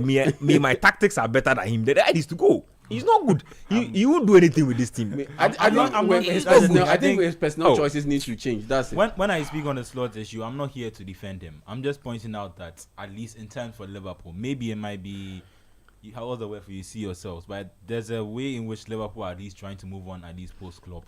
Before Klopp, there was a point where they were just sacking managers in the Rodgers era and that kind of thing. Where you need to sack till you get the right manager, and that's what happened with Rodgers. They sacked Rodgers for about 8 games in. The and thing that is keeping this fraud in the job is won the title last is because he won the title. It doesn't matter because everybody, this team they'll be relegated though. Some people say that they are waiting till January. Look, they will get by January. They will be like 19th or 18th. I think it's past. The PSV game was probably past stretching point, and that's what I'm saying. I don't know if Liverpool have conceded. I don't think he'll last 3 more. Liverpool have conceded 10 goals in their last 3 matches at Anfield. They've scored one. Our goal difference is negative.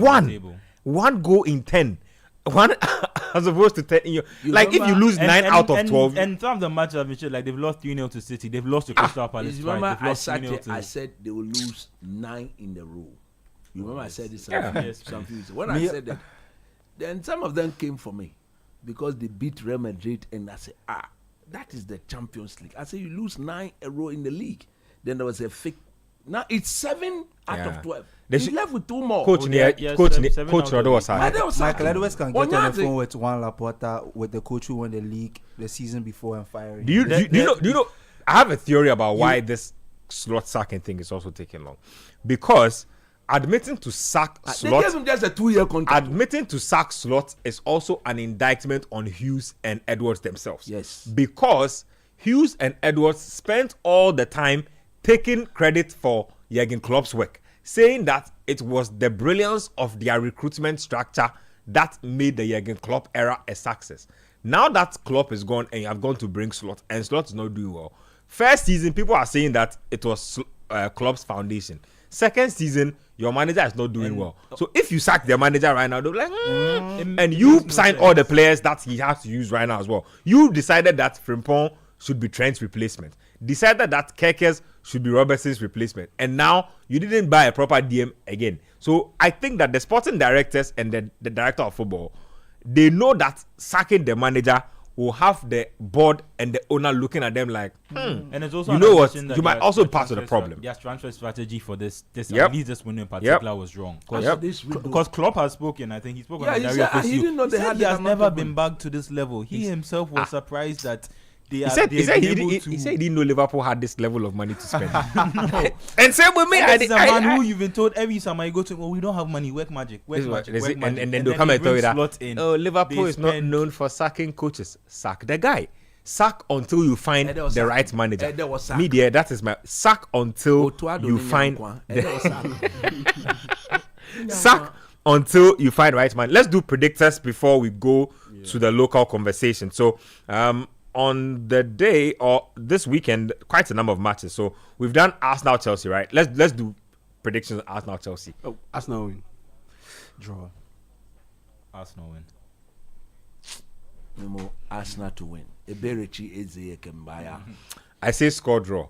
Let me see. West Ham Liverpool. Let me start with you on this. You know, if the man doesn't play the Japan boy, Liverpool will lose. It can't get anywhere. I say that. That's not been. It can't get anywhere. It's not a score or a result. It's been West Ham Liverpool result. You don't even have the confidence. Charlie, Liverpool will lose the game. Let's say it and be free. They will lose the game. Liverpool to win. Liverpool to win. Yes, I see. I think the best Liverpool gets will be a draw. A draw. Yeah. I think it will be a draw. I think West Ham win this game. Yeah. I don't think they get past West Ham at home. Forest Brighton. Wow. Forest Brighton. A score draw. Forest Brighton. I think Forest take that. Forest is playing at home. Yeah. I think Forest take that. Forest won this fixture 7-0 last season, so they obviously this season hasn't gone that well. But I think beating the league champion should give them some small injection. They should do this. League champion one yard. Need Taki, Danny Welbeck, Ikembaya, Brighton to win. Brighton to win. Taki Okay. to score. Taki. Let me stay with you. Aston Villa Wolves. Villa, of course. Villa win. Wolves, do they have players? I think everybody will go for Villa in this one. Let me just move it on. Let's do Palace United. Let me start with you. Wow.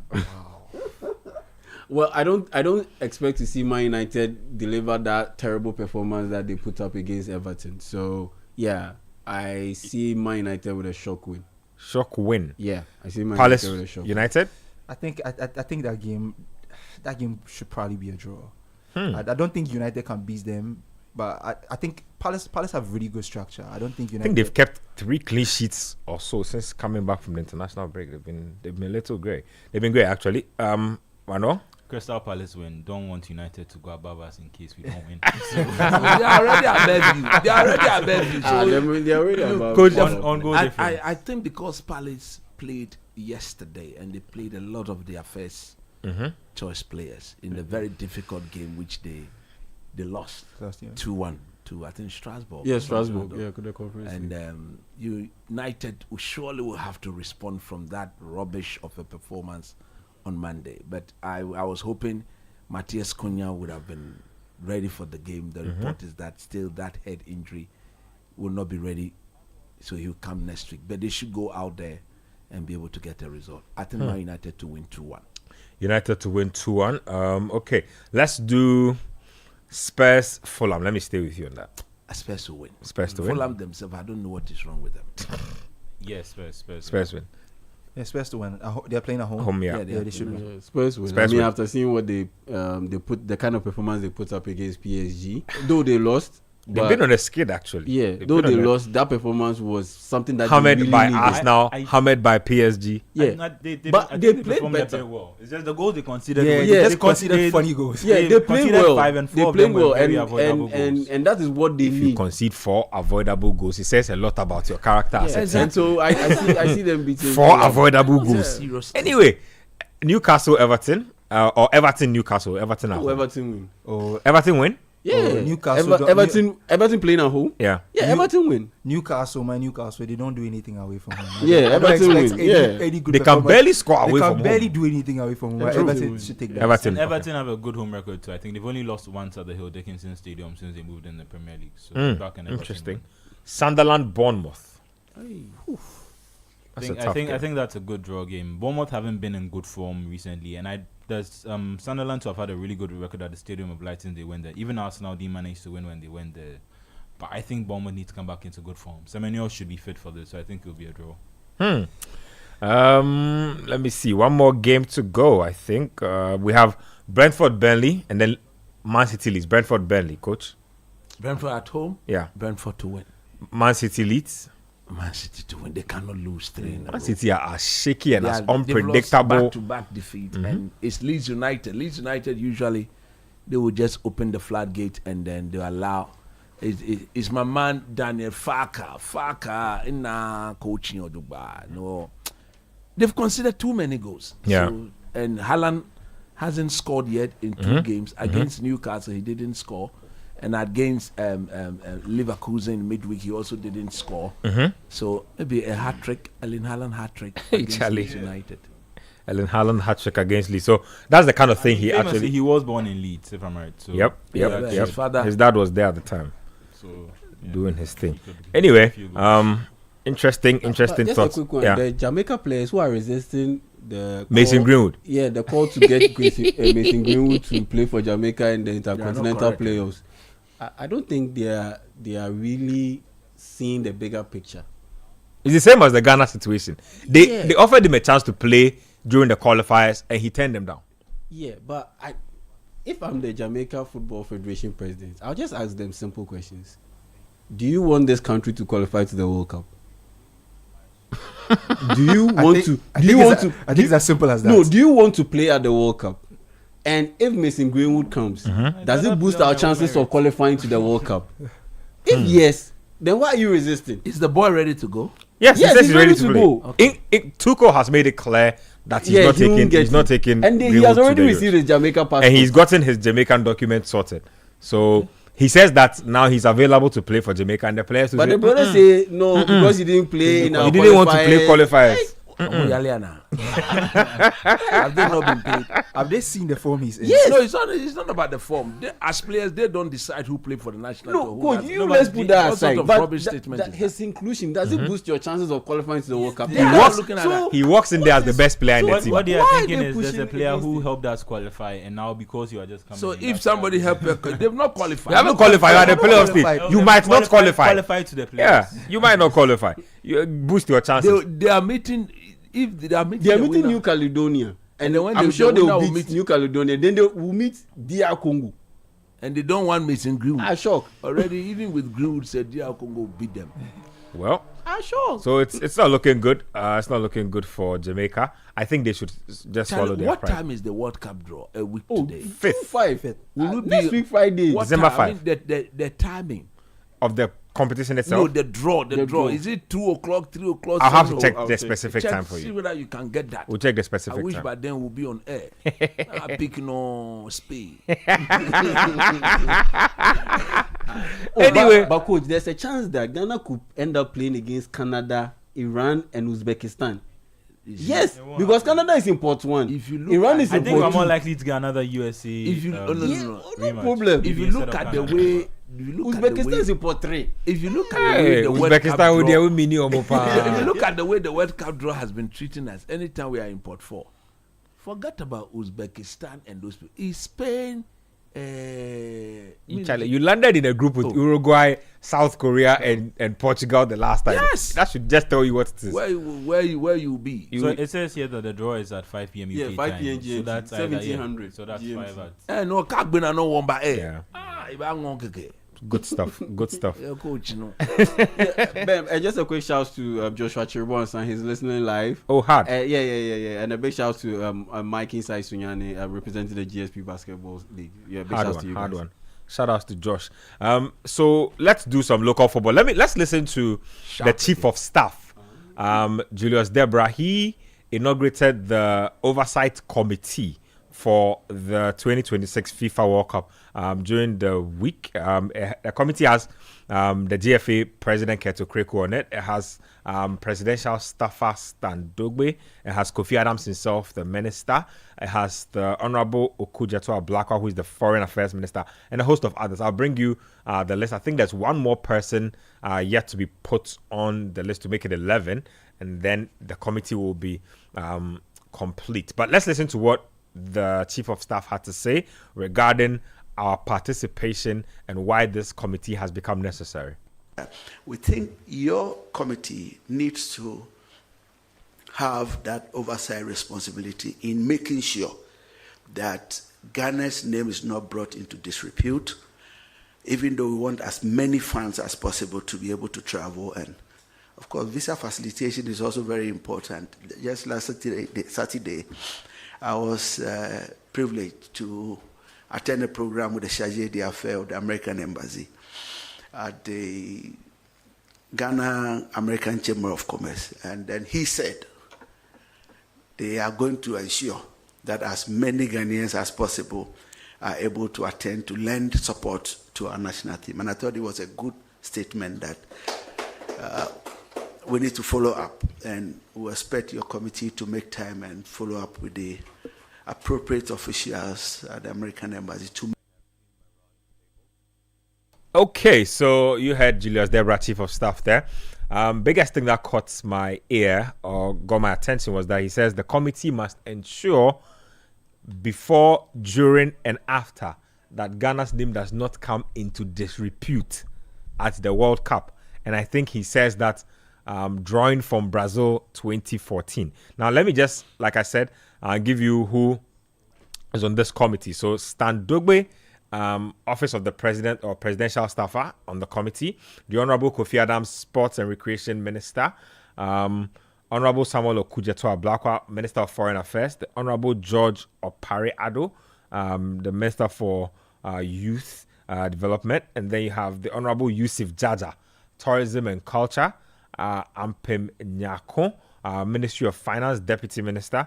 Keto Kreku, GFA President. Elizabeth Yanka, Deputy National Security Coordinator. Abedi the Maestro Ayu Pele, former Ghana International. And then Mrs. Wilhelmina Asamoah, Chief Director, Ministry of Sports. Last person set or yet to be announced. Let me take this from Adam and I'll come over onto this side. So committee named, they say they will help in facilitating travel documents for Ghanaians who want to go out there.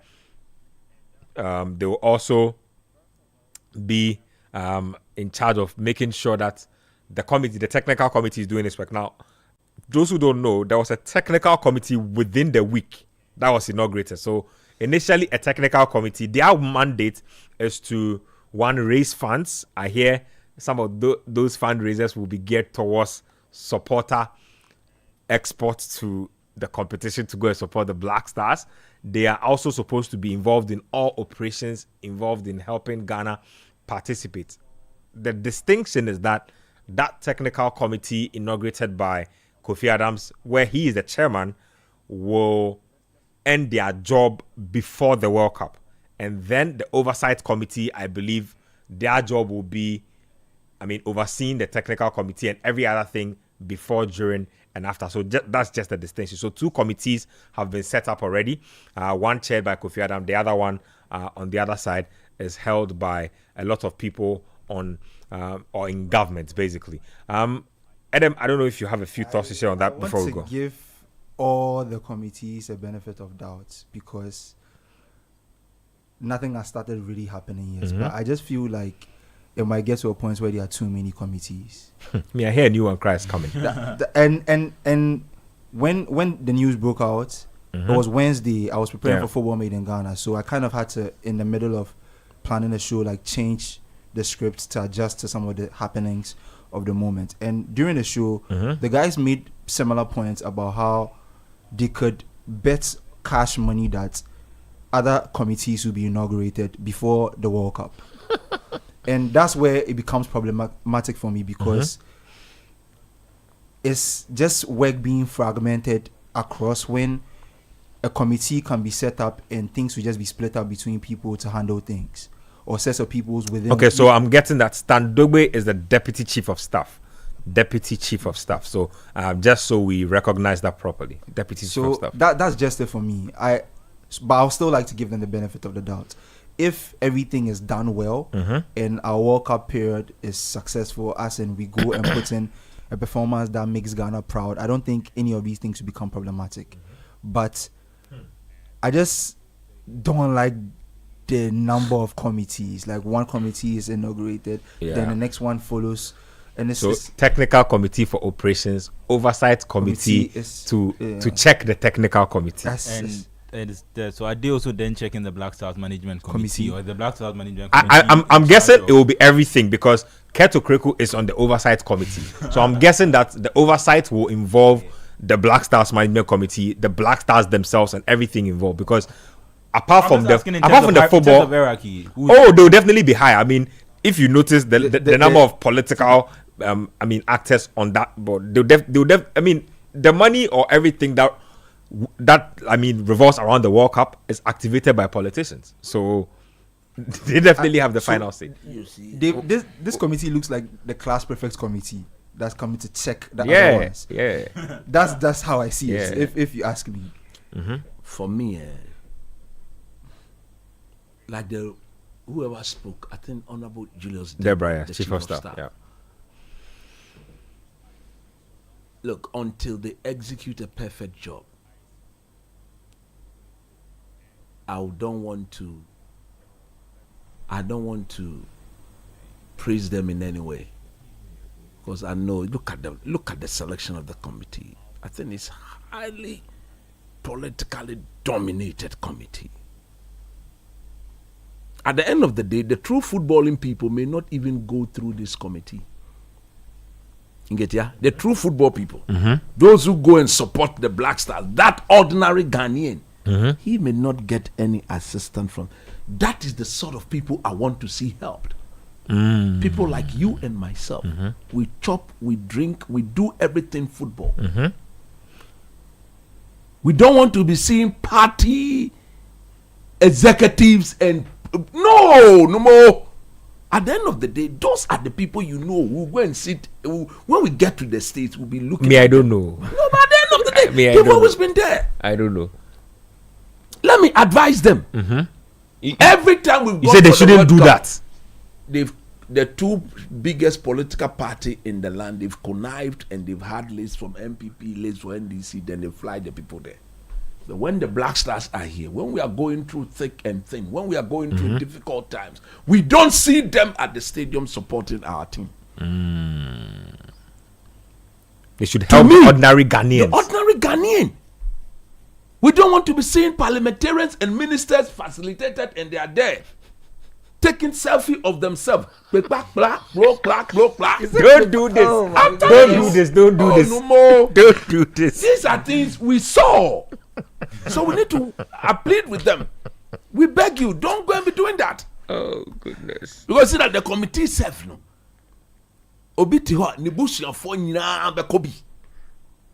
Look, tell the people of Ghana, if you want to travel, going to the World Cup, this is what you see. They should come out with clarity on the processes, the steps involved. What do I need? If the government is going to support me, is it going to be a patch? Which percentage is going to be a financial support? We need all those clarities. You mean, I want to go. You mean Odumo Jalami? Odumo Jalami fully Gadochi. Oh, Charlie. You mean live and Khaled? Khaled. Philadelphia. So tell me, if you want to go, obviously you should have a passport. What else do I need? Break it down. Yeah. But don't put out the name of the committee and Ghana will struggle. So if you don't know anybody, you don't even get access to the committee and you don't know the steps involved in processing your document to be part of the entourage that will go to the World Cup. Ajay politics yemi. Ajay yemi. We don't want to be seeing party people. I'm not saying party people shouldn't go. But we don't want to be. You see, we go to the tournament with the Black Stars. And you see the support base. Only some few group of people clapping their hand and celebrating and supporting the team. Family affair, selfie, they are not used to the environment. Oh my goodness. It's meant for the true football people to go and experience. I'm happy Abedi Pele is on that committee. Yeah. Because he does football. He knows, he understands the importance. Abedi Pele can identify a true supporter. I mean, those are the people I want to see help to. Because somebody, when he goes, no more the probability of his life just changing is better. See, we don't want the situation where the politicians will hijack the. See, we need to know, look, in other countries, there is a slaughter.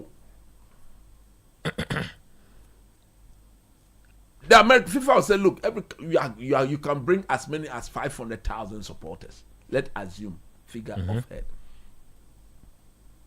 How many of that will you give to the ordinary football supporter? We don't want to see the situation where the ordinary football supporter, that yogurt seller, that shoe shine boy, who will do the shoe shine under the hot sun and go and support the Black Star, paid hard cash.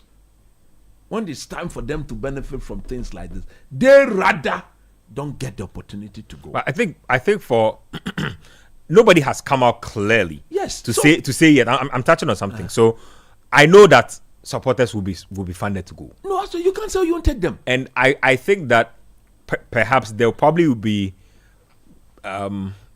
fundraising drives to raise money for those ones, but for the ordinary Ghanaian, I don't think this will cover them, to be honest. I think it only covers you if you belong to a supporter group.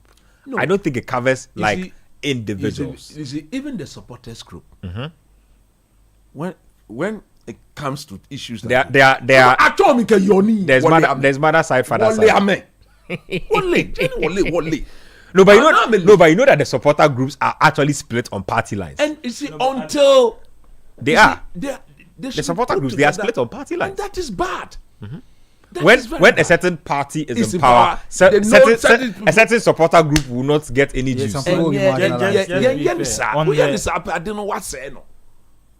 So what about those of us who don't belong? Because when we go to support the Black Stars, the supporters union that come, they don't even fill 10% of the stadium. They don't fill 10% of the stadium. Facts. That 40,000 capacity stadium, they don't fill 10% of it. Coach, if I may, I think Kofi Adams has been on record to say that the state is not going to sponsor any fans traveling to America. No, not. So right now it's just determined on how much what money. Will happen is that they are going to raise money through private entities. Yes, which they should. And that's what I'm saying. So now it's just dependent on how much money. Whether if they're able to now raise money and then the average Ghanaian does not support after taxpayer money was purposely not used. I don't think we should use the taxpayer money. I'm not saying we should use the taxpayer money. We are saying the same thing here. The money that is raised, you see, for example, these politicians, some of them can afford to pay their way and go. Facts. So they should not be made to benefit from such fundraising. I mean, they should not be made to benefit from such. I mean, I cannot pay my way. I cannot afford it. So someone like me, that's just one component of their job. So actually, what I'm saying is that it's good the committee has been set up, and I'm happy the chief of staff rightly said, with Brazil in mind, there's no room. I repeat, no room for error. No room for error. With Brazil in mind, Onketia, there's no room for error. Nobody should be seen sleeping on the job. We support the idea of what? Harmonizing, streamlining, making sure that the processes are done in a coordinated manner, smooth manner, so that those who get the opportunity to go. I've never gone with the Blasters to any major tournament before. And I'm about to say, if you want to sponsor Coach Nimley, come and help me. And thank you. hold your horses there. Let's listen to the Minister Kofi Adams explaining exactly what the mandate of the committee is. By way of information, if I may be permitted to indicate the ministries and institutions that are supposed to be playing part in this. Of course, there is the Sports and Recreation Ministry. So we are here to have this ministerial committee that was approved at Cabinet inaugurated. So it can take up all the other responsibilities very well, so that experiences of the past, positive and negative, will guide us into the future, so that we will not only go to partake in just the kicking of the ball, but by the time the whole process ends, Ghana will be the biggest of the winners, not just the trophy, but also in so many other ways, in terms of growing our sports, growing our economy, and adding to the GDP.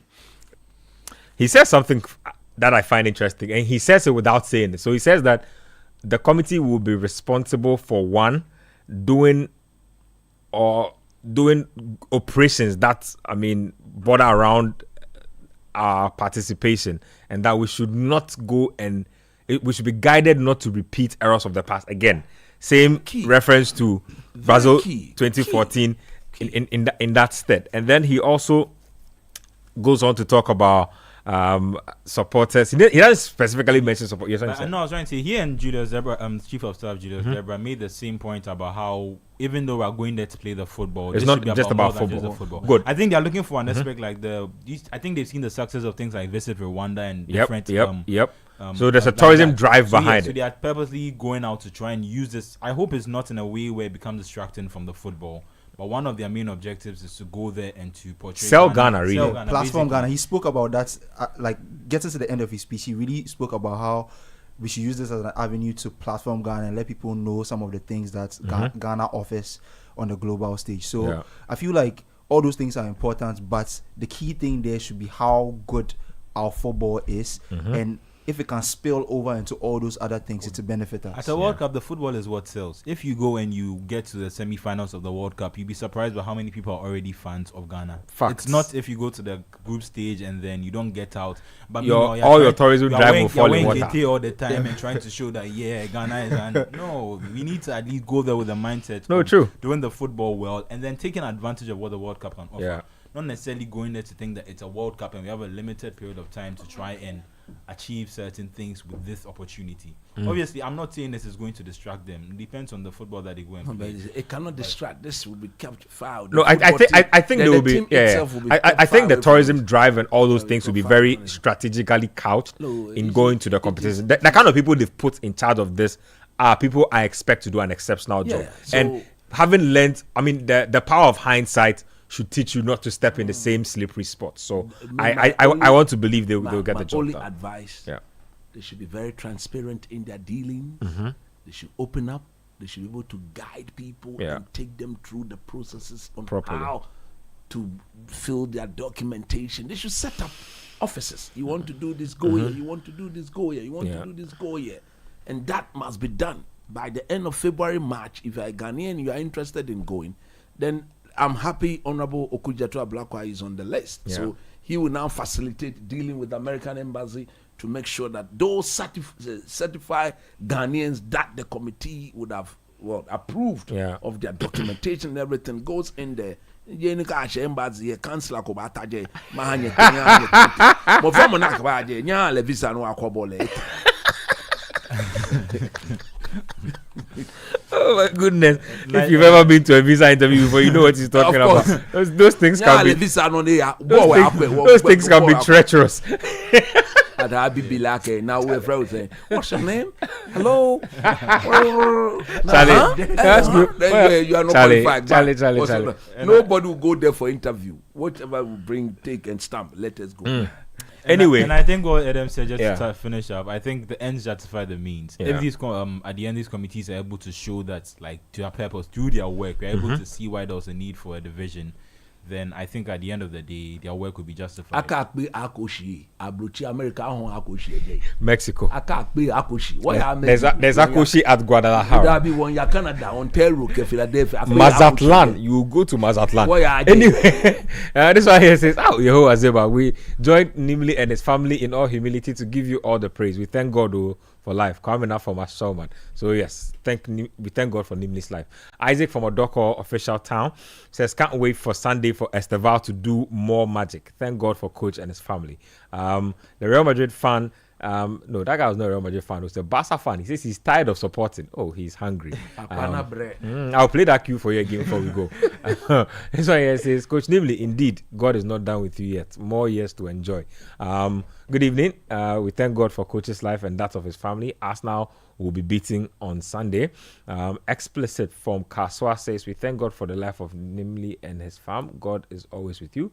Good evening, my bosses. Chris Uche from Spintex says, Liverpool became Man United. Man United became Liverpool in agriculture. We call it crop rotation. But the two teams have never, I think, in Premier League history, I think only once. Very few times have they ever been good at this. At the same time, it's very rare for United and Liverpool to be on top at just about the same time. Very. Anyway, this one here says, "Indeed, God is not done with you yet. I can't imagine Sports Panorama without you." Don Shepherd from Shukura. Asawa 2 CDs from Kotobabi says, "Good evening, Ben and Abranuma. Asawa. I say, may God strengthen you, coach. The Lord is a strong tower over your family. For this, we want to remind you of your 10-man loss to Everton." Griffith Niyama says that, namely, may Jehovah continue to bless you and protect your entire family. Okay. This one says, "Good evening, guys. I'm also not watching Liverpool games until the club do the right things. Bro, I'm listening on TuneIn, but there's huge traffic from Enyinem to Osino. Tell the police to assist." So, Ghana police, hold on, let me just check that again. If you are listening, or if anybody is hearing this, some traffic from Enyinem to Osino. So, if you can please get out there and help people with the situation. And then this one says, "Sports Panorama gives good meaning to this Go Hard tune. Welcome to Trans Zone." Adi, teacher from Ashaiwan. Okay. This one says, "Kukureya's pocket is very big and deep, like the pockets of Eddie Doku, the man caught on their NAS tape." I'm dead though. Charlie. Well, unlocking and returning the empty envelopes, Charlie. They see it. No, Charlie. You know, but that whole Anas episode just reminds me of some joke my old colleagues, Godfred and Nathan, used to tell about Division 2 and Division 3. Charlie, say the trenches. Like, people take all kinds of things. You know, the expose showed it, like pocketing all kinds of things. People take Rockies, like Coke, like meat pie, samosa, like all kinds of things enter the trench coat, especially in the lower divisions. Charlie, the officiating there can be, you know, have you seen the Division 3 pitch before? Have you seen the Division 2 pitch before? Some of them are really bad, so you can imagine. And then there was our good friend always around in his trench coat, just in case there was anything to collect. Hey, Charlie, that guy, I haven't heard of him since, again, new committee. He disappeared since that episode. All from the old guard of the GFA. Anyway, this one says, "Good evening. Chelsea have silenced Barca fans. I'm very happy that they've lost. Ben, if Mbappe is to replicate his fine form at the World Cup, France can win it." Raymond Decoder inside Tema Community 4. You see, I like the way the Chelsea supporters all of a sudden are talking. I wanted them. No, but they've been talking a good game. Listen. When Bayern Munich gave it to them, they didn't speak like this. He said, when your team loses, you should come out. When they win, you should come. But them, they are very good win. They are good when they are winning. They speak a lot. But the moment they lose, you don't go to cemetery. Then they will be, we are not title contenders. You see them, they are so emotional. When their team wins and they think that you are not giving them credit, why are they not giving us credit for them? Why are they criticizing? I agree with Kwashi when he says that, like, they always like the underdog tag, like, oh, you don't think we can do it, then we do it, and they come out the gate and start talking tough. Anyway, let's do some shout outs before we go on the show. We got a few minutes to go, so let's do some quick shout outs before we go. Shout outs to Did you go back to J.E Sarpong? Or no, J.E Sarpong finished with his issues. Shout out to Kwegu Buhini. He celebrated his birthday this week. KOS. Shout out to you, top guy. Really appreciate you. Manuel? Shout out to Alex Kwache. That's my dad. I think we spoke this week, and yeah, just top guy. And Abase no. Good. Yeah, you got a few shout outs. A few shout outs from my very stout Manchester United supporter. Yeah. Engineer Abdullah Mahama. Yeah. God willing, tomorrow he will be graduating at the university. And the excitation is massive. I want to thank him for the support. He got the news of what I had gone through. He immediately reached out to me, and then he thanked God for my life and the life of my family. And I want to thank God for my life and the life of my wife and my 3 daughters. Like he rightly said, with him, things that are not meant to happen will never happen. Yeah. And it's only those that are meant to happen that will happen. It was not time, and he proved it. Yes, that sir. Even in my deepest sleep, he's there for you. He's there. Thank you very much. And God bless him. Big shout outs to all the Liverpool fans who are slot out now. Slot out now. Not slot out in the nearest possible future. Slot out now. Shout outs to all of you guys out there. May you live long. May God pour oil on your heads. May you be blessed until the head coach is finally fired. Show proudly brought to us. Thank you to Coach Christopher Nimley, Manuel Kwache, Adam Kai, and Shiny Brother One, aka Yao Jamie Tam, Benjamin Nketia. Show brought to us by Betway, Kivo 4-in-1 Gary Mix, and also Twisco chocolate beverage, your number one chocolate beverage for the kids and everybody else out there. That's it from us here. Tomorrow we will be on the Republic of Football, serving you from 2 to 5 p.m. on all platforms. So do join us for that one. Until then, keep your dial right here. Keep doing the listening.